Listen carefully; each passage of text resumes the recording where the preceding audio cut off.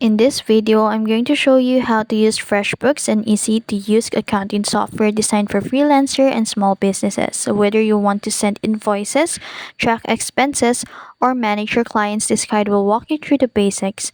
So first, make sure you are on the official website of freshbooks.com and already signed up and created an account in here.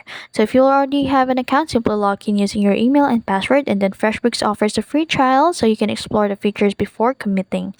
Now, after logging in, go to the settings to configure your business details and then add your business logo in here and currency if needed. You can also configure your tax settings and payments options to match your business needs. And also, you can also click on the invoices from the main dashboard to select create new invoice and enter client details. And then you can also add items including services or products and set due dates.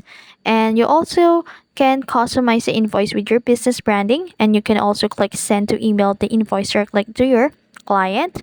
And then after that, you can also track expenses in here. Just simply go to the expenses tab and click add expense and then enter the amount, category, for example, office supplies, travel, and attach receipts. You can also connect your bank account to automatically import transaction. And you can also manage clients and projects in here, generating reports and accepting payments.